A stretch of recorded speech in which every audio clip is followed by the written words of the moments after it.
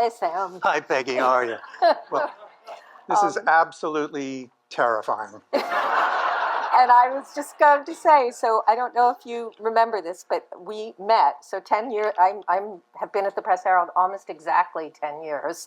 And 10 years ago, I was hired to launch this section on sustainability and farm-to-table restaurants and sea-to-table.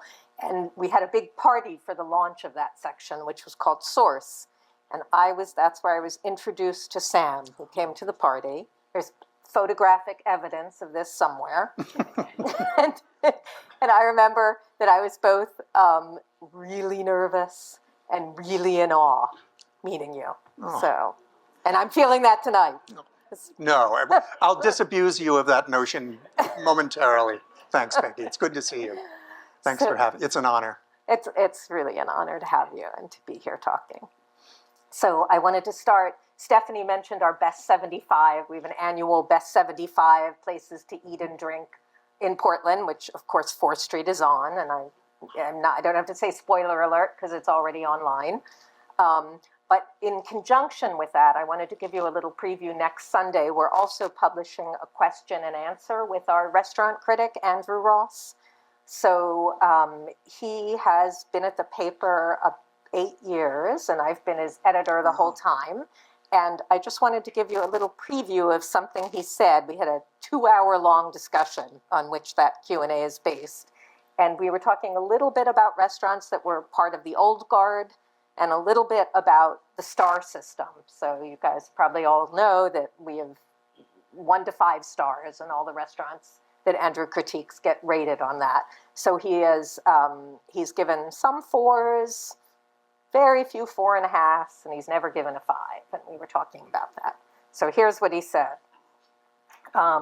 He was talking about something about central provisions, and then he said, it's like 4th Street.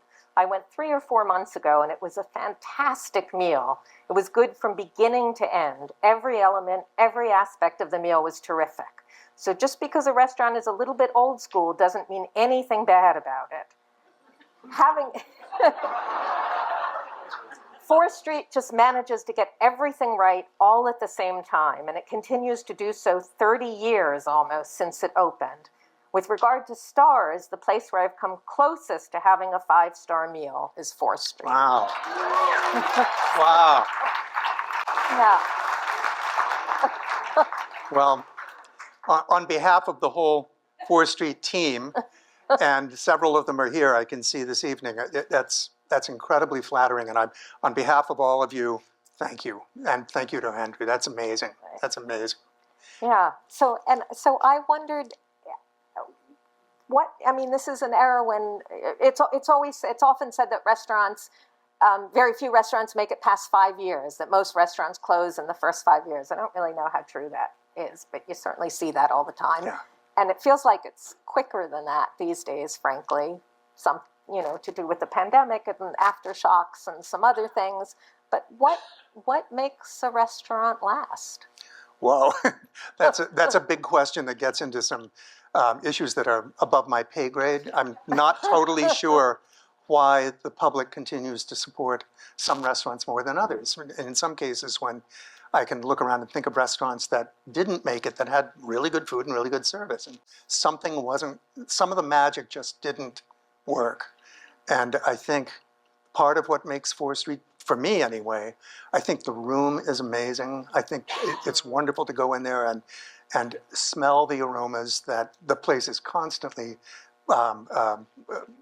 effusing, and having great service, have kept its standards high. There's a succession that's gone on, a kind of a generational handoff, and now there's a different group of people running the kitchen from when I was active in the kitchen, and they're doing a brilliant job. I just had dinner there last week and just thought it was fantastic. I was so happy. So there has been a continuity of style and a consistency of sourcing that's extremely valuable. But the talent is just unbelievable. What they're doing there now is just incredible. And that question of succession is so interesting, because I feel like, if you blindfolded me and you stuck me on an airplane and then airdropped me into Fore Street and put a plate of food in front of me, I would know I was there. Like, I feel like it has such a strong voice, or at least in writing, what we would call a voice, where you can, just a really strong point of view. And I just think, how has that been sustained for 3 decades? I take no credit for that, other than the fact that partly because of my own limitations, we offered all the cooks, the cooking professionals that begin to work for us, we offer them the opportunity to be creative. And so there was all this diverse experience that was brought into the kitchen by all these great younger cooks who it's just exciting to watch, especially when they're successful, and when they finally leave 4th Street, they move on to really great careers beyond us. And it's... See, and I thought you were going to say the opposite. I thought you were going to say I had this really strong vision going in, and that vision is held. I had some ideas, but and they get modified by the people that come in to join the team. And do you feel like how has it evolved then? If I'd eaten there 28 years ago, 15 years ago, today, does it feel like it? Well, when the chef really is, who's ever in the kitchen day to day, is really able to put their stamp on it in a different way? In a different way, yeah. And I'm not totally sure how they actually organize that right now, but when I was active in the kitchen for those years, we still write the menu every day while they're there. But in those days, there would be a handoff of a mise en place, those materials that you put together in ways to form a plate, to form a dinner. And a cook would come in at 2 o'clock in the afternoon and be handed a mise en place that then he or she would have to turn into a finished dish.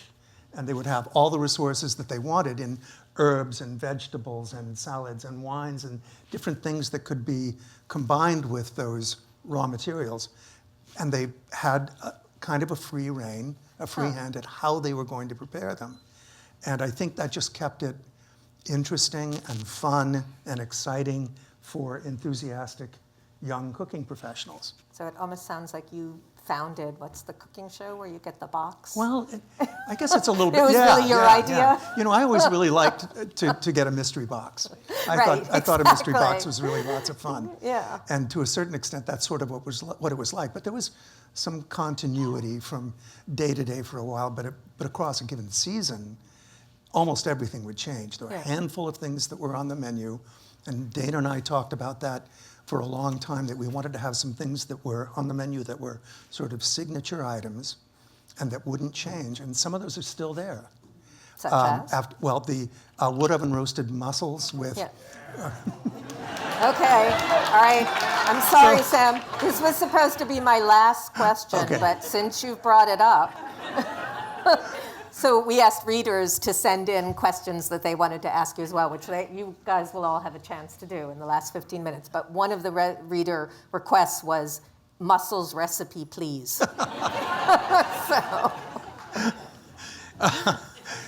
You'll have to shoot me.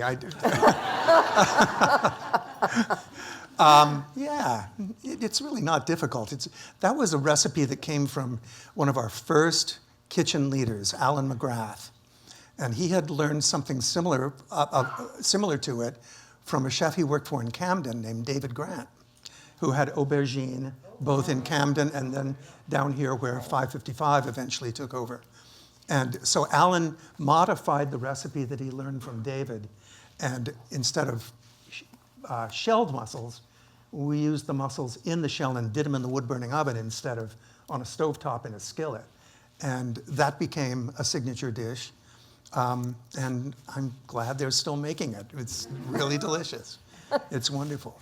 I'm also straying from my questions here, but do you have a wood-fired stove at home? I do. You do? Yeah, and I'm building another one. I have an indoor roasting oven that's wood-burning, which has a high vault, so it's more gentle heat. Okay. But I'm building, I got stopped by the pandemic, but I am building more like a bread oven or pizza oven in the backyard. And you are building this, or you're building it yourself? Yeah. Wow. And when you started 4th Street, was wood fire, was that the sort of the vision? When Dana and I were first talking, both of us This is had... Dana Street. Right, You probably I'm sorry. all know that. Had come to the conclusion that that's what we wanted to do. So from the very beginning, from our earliest discussions, Yeah. we knew that we wanted to have wood-burning grill and/or wood-burning oven. And had you worked with wood burning much before? No, only in my backyard. But we did some research. There were some restaurants in Providence and Boston Yeah. and Cambridge that had wood-burning equipment. So we did take a few field trips to see what other people were doing. And it's Yeah. amazing in the restaurant community how many people would open their doors to us and let us in the kitchen and tell us what they learned, what to avoid, the good things about it, the bad things about it. It was interesting how generous other restaurateurs were. And you always hear that about Portland, or at least Yeah. I always hear that about how Yeah. generous. But it sounds like you found that Yeah. farther afield as Right. well. Again, Providence and the Boston area were where I remember taking field trips to. Was it El Forno? Yeah, Alpha. was. And they were great. They took great care of us. It was really fun. Yeah. And someone asked a question which you sort of hinted at, which was, this is a question from a reader, could could it have been in any other building? Like how? I think you'd have to ask other people in the company about that. I can't even remember how that actually happened. I meant sort of how fundamental I is see. the space to Yeah. the restaurant? Well, I happen to think that one of the reasons why people enjoy the restaurant is because of the rooms themselves. People feel at ease. They're not going to be, and it's loud enough so that you can say things that maybe you don't want anybody to hear, and nobody hears you. But it does put people at their ease in ways that other temples of gastronomy with white tablecloths don't make people feel quite so comfortable. That's my opinion anyway. Yeah. Well, while we're on the subject of people who have said nice things about 4th Street, I happened to have dinner a few weeks ago with the restaurant editor of Food and Wine, and he had a meal at 4th Street. And partly he lives in Texas now, and it sounds like he was very much missing sort of the coziness of the Right. East Coast and old buildings and fireplaces. But he just said how the feeling of a building sort Yeah. of wrapped around and hugging you, Yeah. in addition to the food, was something that he really loved Wow. about 4th Street. I like that. I like that too. I like it a lot. And sometimes when people come in and they have a couple of little kids with them, and their eyes are wide, looking at the flames on the grill and the flames inside the wood-burning oven, and I'm happy to take them by the hand up to the front of the line and have them look around, look at what the line cooks are doing, which is formidable enough. But especially kids really seem to appreciate that and enjoy it. Yeah. Big eyes. Just trying to think when, like now, everybody has an open kitchen. Yeah. I mean, I sort of think it would be revolutionary if someone had a closed kitchen. Yeah. But when 4th Street started, was that a little bit more unusual? I don't know. I think there were others. Yeah. There were others that had open kitchens. I don't think we were the first by any means, Yeah. but it is a pretty theatrical setting there, where the visual focus, especially out in the main dining room, is flame Right. and brick and busy cooks and stuff being slammed around and pulled in and out of the oven. I do think there's a drama to that that really adds to the experience. Yeah. Which is something we don't think about so Right, often in right. cooking. Yeah. Sort of like the desserts you light on fire kind of drama. Yeah. And how much, just also speaking of the building, standard baking? Do you think there's some sort of spacing on the word I want when two animals... Symbiosis. Yeah, symbiosis between Yeah. having, thank you. Yeah, well, Standard started, if my memory is right, and somebody can correct me, Standard started over on Wharf Street next to Street and Company, or very close to it. And there was a pool and I can't remember what it was called, but it was a pool room downstairs and a bar scene. What was it? Thank you. And it was a bike. Basically, it was a biker bar. So you felt that it was kind of incompatible with this gastronomically ambitious restaurant upstairs. And eventually, Nappies left, and Standard moved in, and we share another part of the space downstairs, which is infrastructure for both operations. Yeah. And yes, it's great having the bread just coming up the stairs. Are you kidding me? And speaking of scents, oh my God. probably. I know. And Yeah. then seeing the big baskets just piled up with big loaves, it's just fantastic. There's nothing like it. How much has the neighborhood, just speaking of biker bars, and how much has, because in just the time I've been here, that neighborhood feels like it's Well, unrecognizable to me. You guys have lived through all the changes across the street, but when we moved in, it was kind of an industrial yard around the building, and the big tall buildings on both sides and the hotel behind it were not built. So we had this, Dana used to say that it was like being in a flying saucer, sort of looking out over that part of the harbor and all the way to the islands. And then gradually that view became restricted as the buildings around us got built up. So the character of it really changed. Yeah. But it was not, it didn't feel like a touristy area at the time. It was industrial. And I think one of the things I liked about the building was its industrial quality. Yeah. And at the same time, while we're on that subject, how much, sorry, I'm losing my train of thought. That's okay. Ask you that later. But somebody did when Stephanie introduced you, she said the godfather of farm to table cooking. So need to ask you about that. People say lots of things.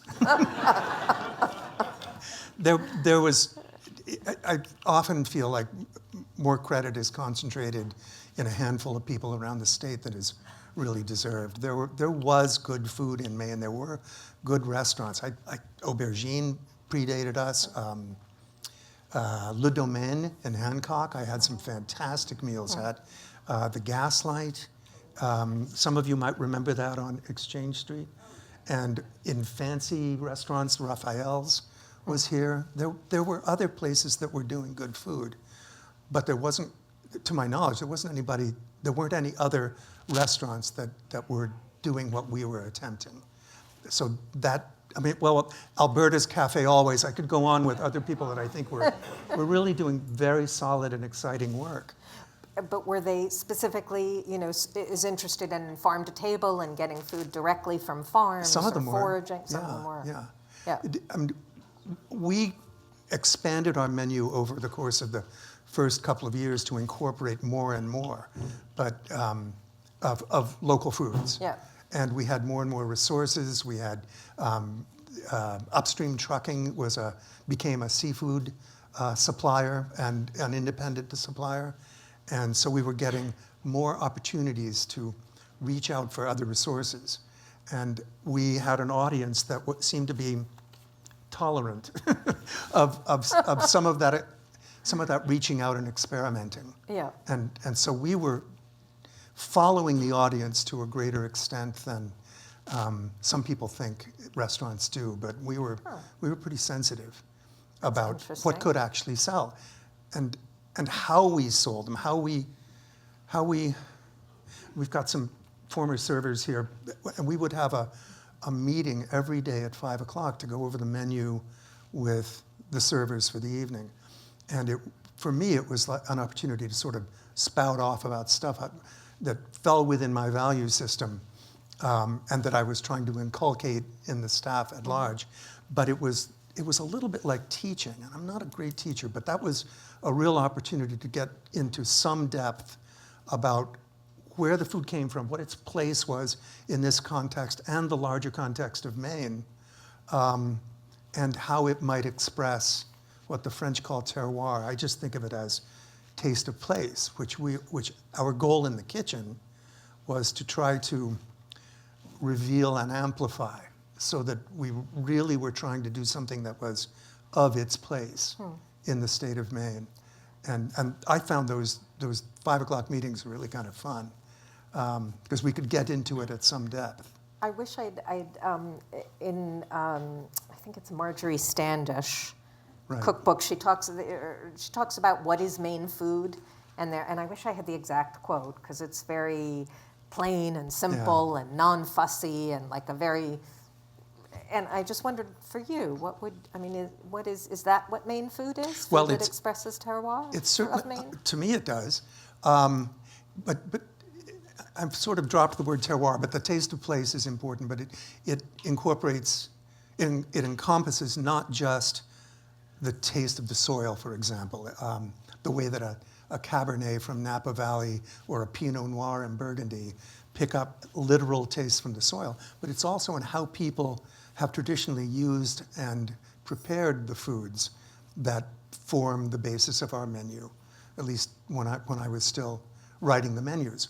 So I often thought about, even in Marjorie Standish's world, how they might be using beans and how certain beans were popularized in Kennebec County and other beans were popular and grown in way up north in Exeter. And so I was trying to be, and we had great resources for really good beans back then, which is no longer really available to the same extent. But the town that I live in, which is Bodenham, people seem to gravitate toward Marifax beans, which is one of the great old northern New England beans, and it really is fine. My wife grows them, along with Jacob's cattle, so I always have a good supply at home to work with. But we were conscious. We tried to develop a consciousness about what these signature Maine or representative Maine foods were, and then how they were actually used, that would help inform what we were going to do. But we still were applying kind of professional technique and a professional sensibility about how to combine different things on the plate. So it's not quite like going into an old farmhouse kitchen and having somebody cook for you. It's a little bit more refined than that.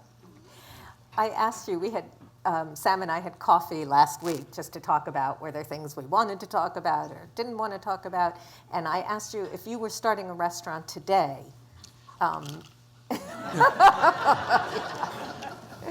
what sort of restaurant it would be. Would it be the same restaurant or a different one? And you had a really interesting answer that surprised me. Well, I'm not sure that it's viable, but I had been gravitating toward increasing the number of plant-based foods.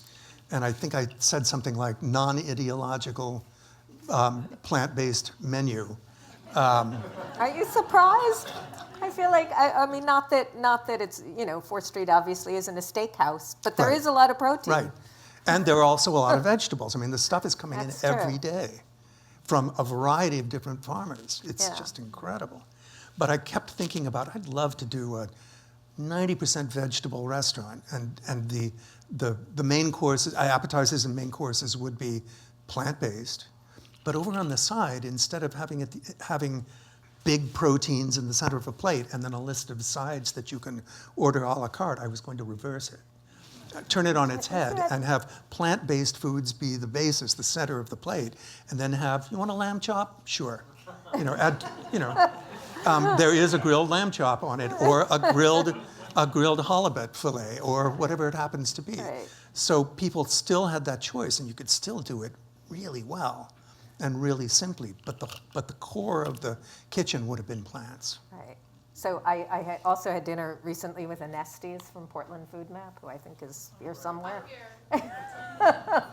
And he said we somehow got into a discussion about what restaurants does Portland not have that it needs, and one of the ones that Anestes came up with was vegetarian. Yeah. So I think, Sam, you might need to open a new. No. You know, I think we need you. My terror, and I've said when I get an occasional call from somebody who, you know, is inviting me to come join, you know, a new restaurant in Camden or someplace, which happens every now and then, I end up saying, nope, the last thing I can even consider is that 11 o'clock at night on a Saturday in August, and the dishwasher didn't come in. You know. You actually started, I mean, one tends to think of restaurants as a young person's game. They're just exhausting, Right. and the demands they make on you are exhausting. But you actually started 4th Street when you weren't a spring chicken? I think I was 47 Yeah. when we started it. So I had already had experience in other restaurants in Maine before that happened. And I think I already knew that I was not going to be an effective line cook at that point, that the demands were going to be beyond me. Yeah. So that was a compromise an accommodation I had made to advancing age. And even to this day, when young people ask me for advice as they're going into start a culinary career, is to tell them, have an alternative plan by the time you're 40, or to pick an arbitrary number, because it does take a toll. Yeah.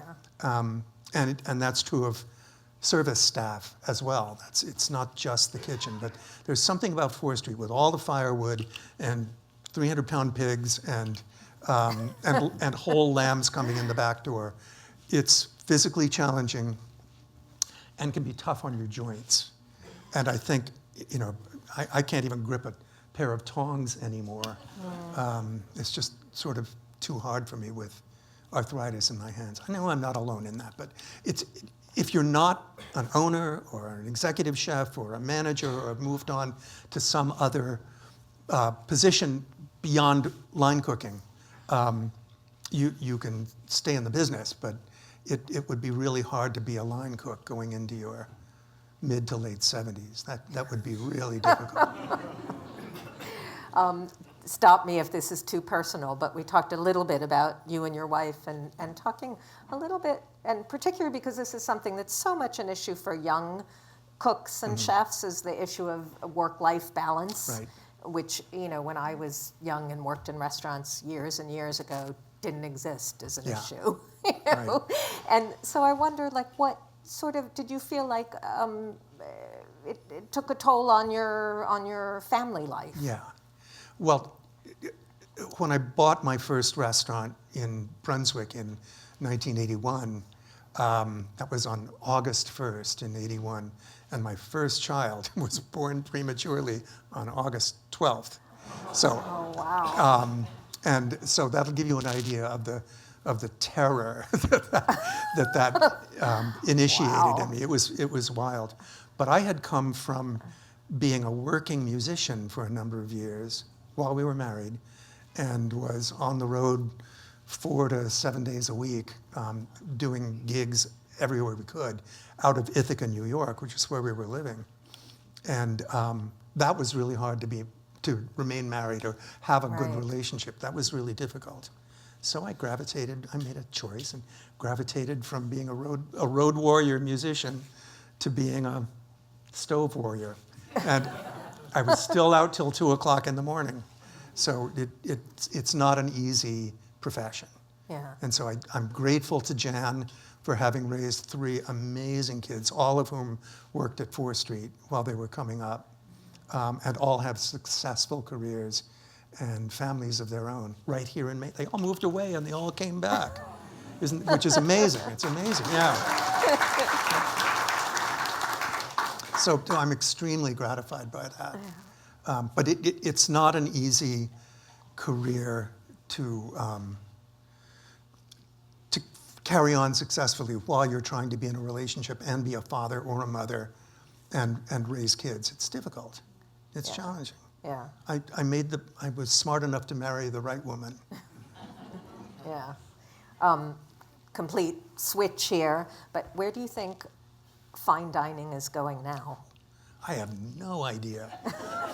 I can say that part of my thinking is that it's a really big field, and there's a lot of room for different approaches, and different perspectives on what's most important in a restaurant.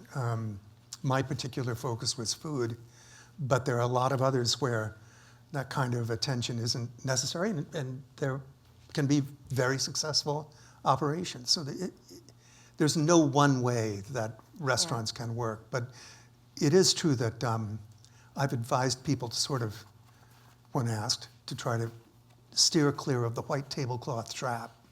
Does anyone have white Yeah, tablecloths anymore? I think there are some. Yeah. I haven't been to one in a long time, but I don't necessarily gravitate toward that. But part of it is just expense. Yeah. Putting all that stuff on the tabletop is really costly, and how you pass that along to customers for that kind of hushed experience That's actually a good question. I mean, I hear a ton of complaints, including my own, that I can't afford to eat out these days. That it's too. Is it too expensive? It's expensive. Food costs, as anybody who does grocery shopping can attest, food costs have gone up dramatically since pandemic, and they were already on their way up before that.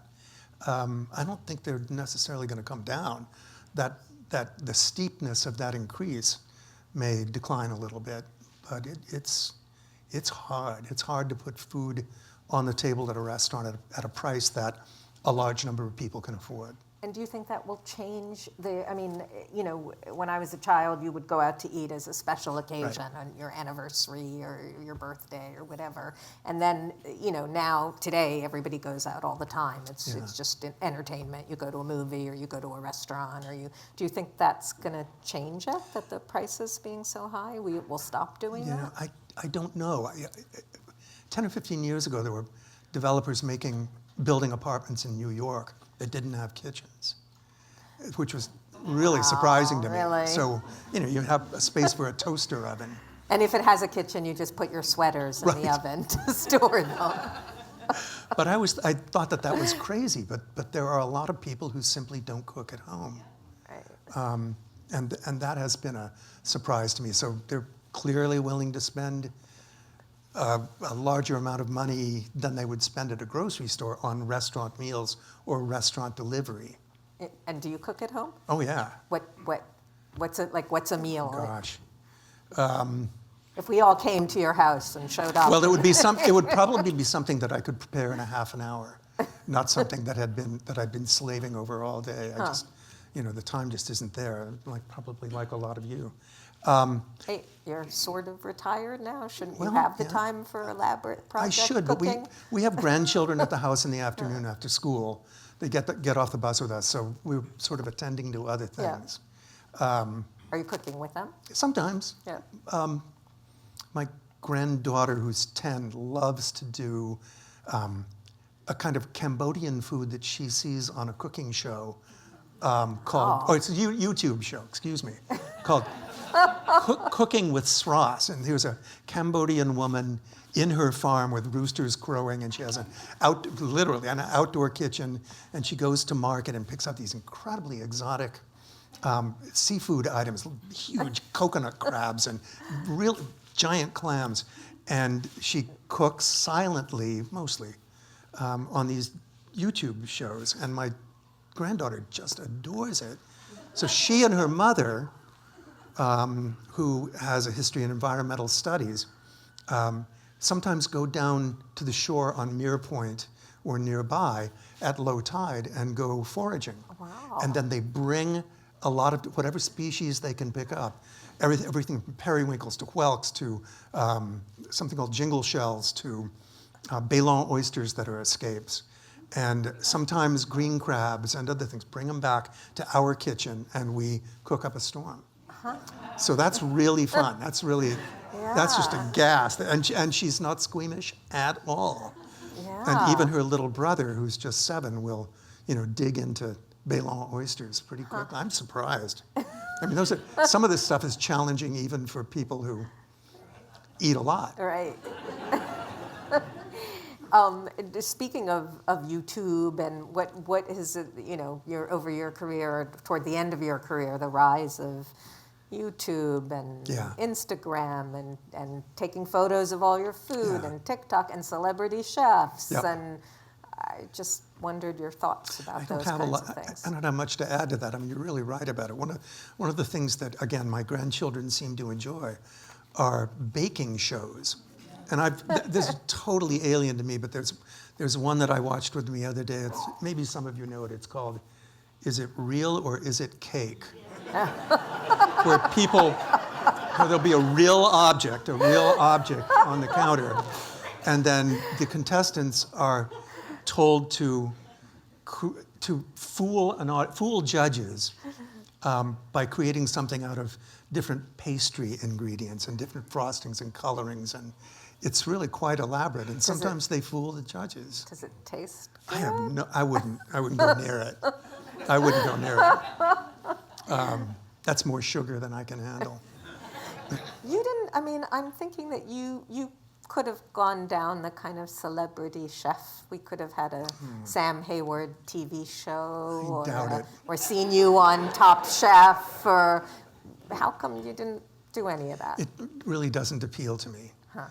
But just as an anecdote, I was asked to judge a show produced by a production company from way far away, who were coming to Maine, and their premise, which they didn't explain to me, it was in the summertime, and we were taping it out at Fort Williams, and these people were flown in from different locations around the country and from their own restaurants without being told where they were going until they literally got on the plane.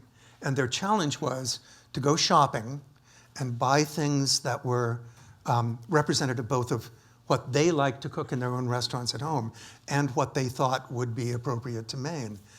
But they were not given, as I found out much later, they were not given a list of stores. They had to get into cars with drivers and go shopping. And they were given things like Irving gas stations. And I mean, it was utterly appalling. And I found myself, as I'm tasting these things that they were concocting on field kitchens out at the park, and thinking, this really pisses me off. This is so unrepresentative of the quality of raw materials that are available in Maine, which I think are spectacular, of course, that it really did us an injustice in front of a TV audience. Right. And I really let them have it. When I was actually asked to judge the 3 different plates that were being put forward, I said, this is terrible. Why didn't you call me and I would have told you where to go? But that's not the premise of the show. Huh. And I vowed I would never do anything like that again. Huh. I just don't like the whole genre. Yeah. It's insulting. Yeah. Right.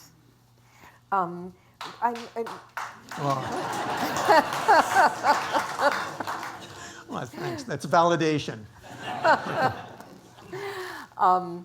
Just getting back to sort of the challenges that restaurants are facing today, today it just seems like the inflation and pandemic and labor shortage and a staff who wants a more kind of a more sustainable life for themselves. Just compensation. And just right. compensation. Like, what were the challenges when you were a young chef, and how have they evolved?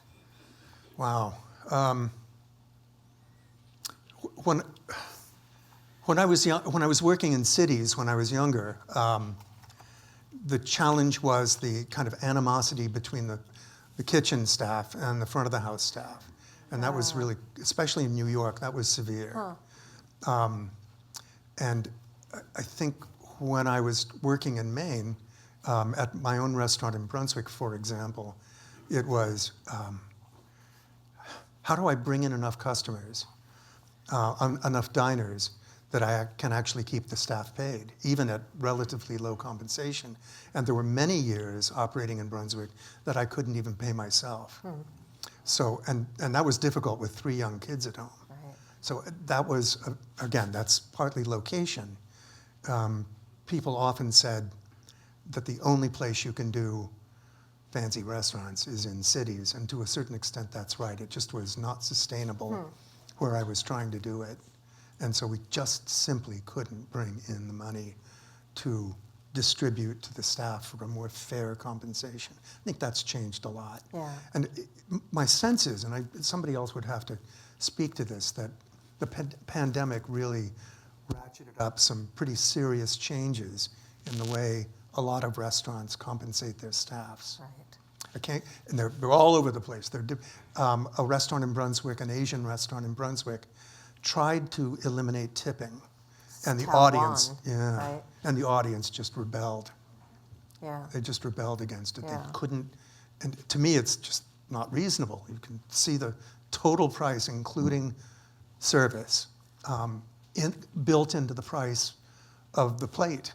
Meaning, not reasonable to... It's not reasonable to say, wait a minute, this is too expensive. But you're not tipping on top of it. It's included, like the European model. Have you ever talked about doing that at 4th Street? Not in my presence, no. No. Yeah. And do you think that its time has come? I mean, hope now there's so. so much groaning and hostility about tipping. Yeah. I don't know. You know, it's a remnant of, it's often described as a remnant of slavery. Right. Or of the years immediately following slavery. Which you'd think would mean that we'd be more likely Yeah. maybe to get rid of it. But And we haven't. yeah. I don't know why we can't seem to follow the European model of service compris, everything included, Yeah. with And- a couple of euros put on the side for Right. special care. Right. Yeah. I don't know. I don't get it. Another thing, just sort of getting to the, oops, I have to stop soon. Okay. 7:43. You guys all right. So I'll ask you two silly questions at the end. One is maybe not so silly, but can we expect now you have, your grandchildren, but yeah, maybe a little more free time. Are we going to get a cookbook? I'm a terrible writer. I really am. I've gone back over some things I've written before, and it's just gobbledygook. It really Wait, is. I have to say, I've gotten some emails from you very long and interested in the whole world and so curious and so smart, and that is not true. Well, it's what I see on the page. But thank you. That's really kind. Well, a lot of people That might be a volunteer over there. a lot of people have said, and Maine is full of really good food writers. A lot of them. A lot of them. So something like that could. Yes, there you go. And then I wanted to, so I said that somebody had asked for your mussels recipe. I'll just give you one other reader question, which is, please persuade Chef Tony Pastor to bring the warm crab meat croissant from Side Door in the 80s to 4th Street. That was the 1980s. I can't believe it. Well, that's really kind. Someone still remembers it. Wow. There were lots of other reader questions that I'm afraid I have not gotten to, so I apologize if those were yours. But now's your chance. We have 15 minutes for Q&A. So. I have a question. I was going to say, I'm going to come around with a microphone, so I'll start with you right here. Sam, did you have a mentor?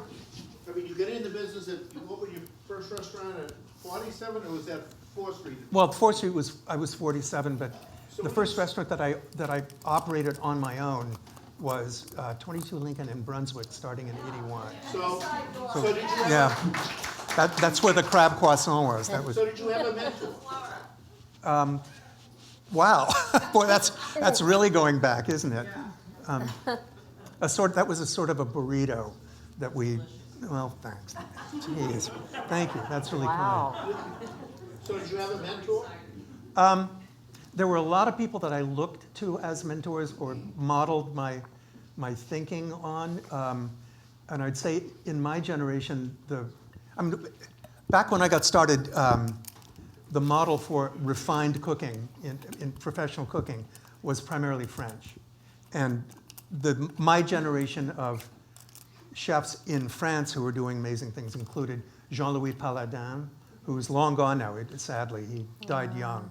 But his stuff was crazy and just fantastic. And I would cook some of his things at home and try to figure out some way to incorporate it into a restaurant menu. And it wasn't really appropriate, but it was certainly learning to use things like eels and lampreys and bizarre stuff that he came to Maine to get because he had them in his restaurants in the southwest of France, but had nobody when he was working in Washington, D.C., who could supply him with those weird food items. So he... Peaky toe crabs, well, wasn't that also him? we had Jonah crab and rock crab, both of which get lumped into peaky toe, but that was a term that Rod Mitchell kind of popularized now at Brown Trading Company. Yeah. And I'd never heard that term before Rod started using it. Yeah. Somehow I'm associating that with Jean-Louis Palladin, but I might. But Rod was a real resource for some of us that were really experimental, and he would go to the waterfall going down into Camden Harbor with big leather gloves and pull lampreys off the off the rocks, off the shelf-like rocks in that waterfall, and would bring them to me in an old leather and canvas, like a mail bag, like a letter bag. And I had to teach myself from Jean-Louis' writings about how to prepare a lamprey. And of course, nobody bought it, but it was really good. They're pretty squirmy. And that big sucker mouth is kind of off-putting. And they have a lot of blood. So, Have you ever seen the movie The Tin Drum? yeah. There's Wow. a pivotal scene with eels. Yeah. Well, but they really were delicious. But there's, you braise the lampreys, cut them up and braise them with a lot of red wine and aromatic vegetables and herbs and vinegar and garlic and stuff. And then you thicken the sauce at the last minute with some of the lamprey blood. It's it's incredible. It's just amazing. Just amazing. Another question? Sorry, should I've I? lost. Is that okay? Sam, thank you so much. It's amazing to hear from such a legend. I moved to Maine, and the sense of place is what's special, and I loved your phrase, taste of place. That's very fitting. My question is how you have built such high-performing teams and culture. What is your philosophy? What are your techniques? You spoke about creativity and giving people freedom to do their best work, but can you elaborate on that? Because you've really created something special. I really don't feel like I can take credit for the talents that other people brought to the kitchen. But we did invite everybody to collaborate creatively in the kitchen within limits. I mean, we'd have to say, no, we need to narrow the focus on this a little bit or on a particular dish. I don't think I had a method in mind. I think part of it came from a musical background where I was playing in bands and doing jazz and doing chamber music, where everybody had to contribute creatively to the result. And I don't think I really thought about it. I don't think I reflected on it. That kitchen is too intimidating and too big for any one person to really control everything that's going on. So I was really happy, and I think if somebody asked me what I was proudest of at Fore Street, it would be the team. By and large, it was amazing, but I don't feel like I can take credit for creating it. But thanks, I really appreciate it. I have a question in the peanut gallery up here. Sam, where we are I know you have a background in the organic movement. Yeah. Can you give a little perspective on where we are and where you think we might be going here in Maine? I think we've had a slowdown. My understanding is we had a slowdown in the number of farms that are deciding to certify organic. I think we have something like 600 or 650 certified organic farms, but it's slowed a little bit in part because of its own success. So many people are eating organic food now, but big corporations got into growing their own organic certified foods, and they have the resources to be able to do that. A small farmer starting up in Maine can be inhibited by the cost of getting certification, not to mention the paperwork. And I don't see that going away because it's the only way that you can, by putting these obstacles up to calling yourself an organic farmer, is the only way you can protect the people who are going all the way with paying their money for certification and doing the paperwork and keeping the records and regenerating the soil on their farms, which is a really big order. That's biting off a lot. So I think the demand for organic food is strong and growing, but I think it's being taken up to a certain extent, by larger farm operations than we typically have in Maine, where our topography is really broken up, and there's a little arable, little farmable soil over there. There's some specialty crop soil over there, and 1 million acres of pasture, and then the rest is woods. So it's really hard to get big field crops grown organically in Maine, except in Aroostook County and 1 or 2 other locations. I would like to see the organic movement continue to support families over corporations. I don't know how that's going to wash out in the end. We certainly have, in farmers markets that I attend, and the farm stands in Bodenham that popped up during the pandemic, where I get probably 80% of the food that I eat, that's been incredible, just to see the growth in the number of family-owned farms in my own neck of the woods that are really thriving. That's very exciting. Have you seen many farms in your neck of the woods, or generally with dealing with PFAS? Because In Bodenham, no. A lot of places have tested. PFAS that's just a heartbreaker. That's just awful that happened. And there was a farm nearby that spread sludge, but 20, 30 years ago, and it's used for pasture now for beef cattle. And thank God when they got tested, it was negative. Mm-hmm. But I think we're going to still hear about farms popping up that have contaminated soil. There's one guy that I would want to call out named George Christopher, who, if any of you have been to Bodenham, down along the bay is big, wide, broad, very flat fields that are great for farming, and kind of a silty, sandy soil that's really lovely in the floodplain. And many of the farmers there lease their land. They don't own it. They lease the land because the last generation of farmers down there who retired or passed away their heirs allowed George Christopher to function as a kind of a leasing agent. So George took it upon himself to make deals with young farmers all over Bodenham, especially down by the bay, so that they could start their own farms, and many of them have been really successful. And you would know some of their names from farmers markets outside of the area. Bluebell Farm, Six River Farm, Stone Cipher Farm. All of these are farms that, and many of them deliver to Fore Street, that are still doing extremely well. And man, do they make good food.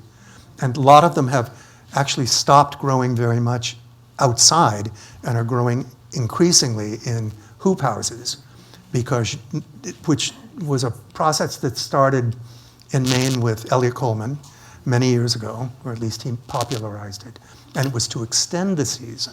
And now some of these hoop houses are growing full season, all year long.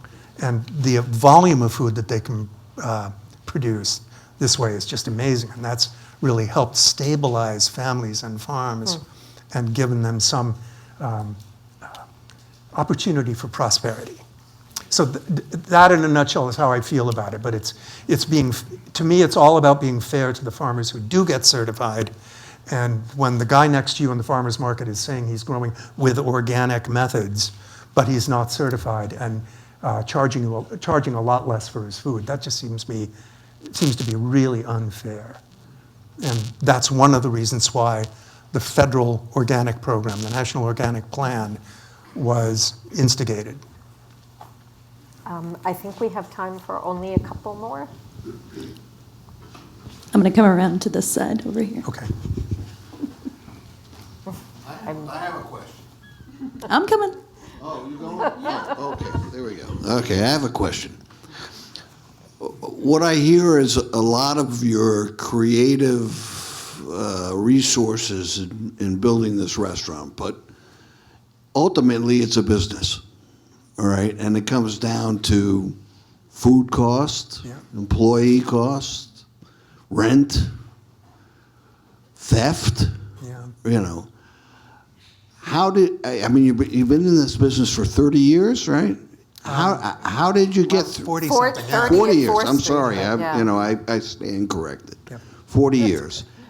You got to be handling the business side, or do you have someone else who does it? I don't have to do it. I assume you're still involved in it right now, right? I'm not really involved in the kitchen at all. Right. But I take a look at the numbers. Let's put it that way.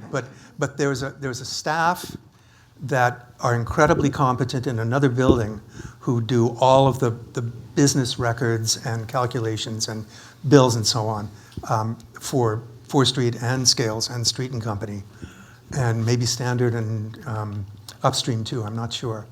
And so they produce the records that decisions can be based upon.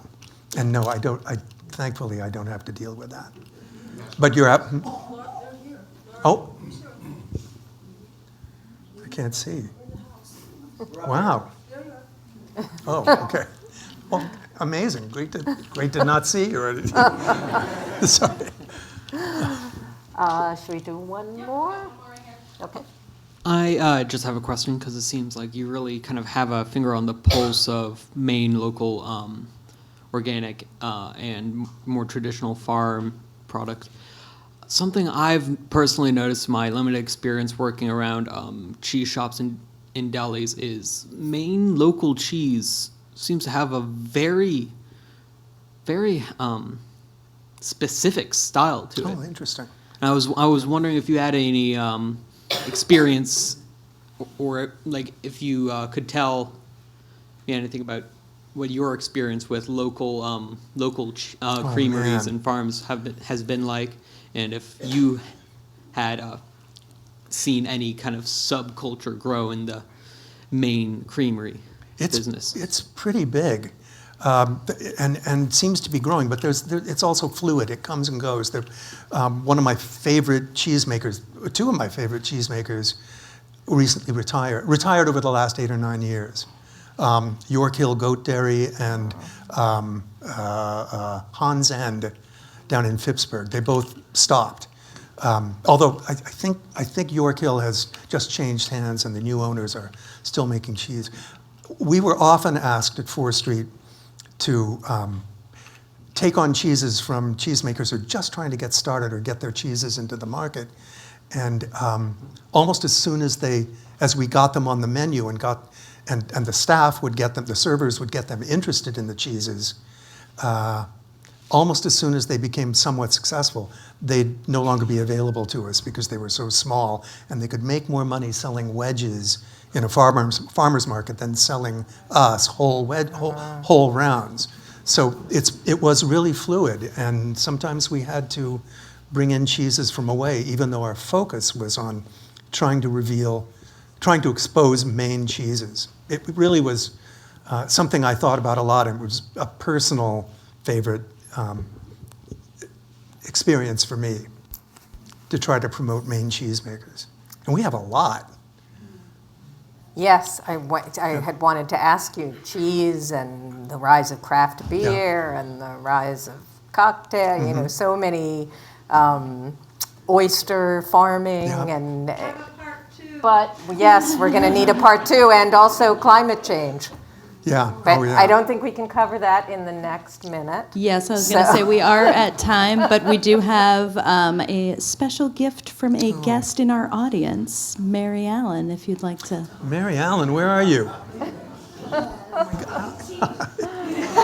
That would be coffee, maybe. Oh, excellent. This is a debt of gratitude and thanks. Oh. Because we opened 30 years ago, and 4 years in started roasting. We got a call, would we be interested in pitching an account? We had no pricing, no packaging, and we pitched Fore Street. Oh. This is Mary Allen And had from Coffee amazing- by Design, and we if had people amazing aren't aware. We're celebrating our 26th anniversary, having our coffee at Fore Street. Wow. Street and Company, Yeah. we're with Scales, and thanks to you and believing in us, we're a good food finalist. So you have our Danilo, and we scored a 93 for our Ethiopian Artie, so I wanted to thank you because we wouldn't have these if we didn't have. Oh, bravo. Good for you. Thank you so much. Thank you. Really good to see you. Because you lost the microphone, Peggy. Yeah. Thank you all so much for coming, for having great questions. Thanks. It's been a privilege. Oh. Thank you. Thank you, Sam.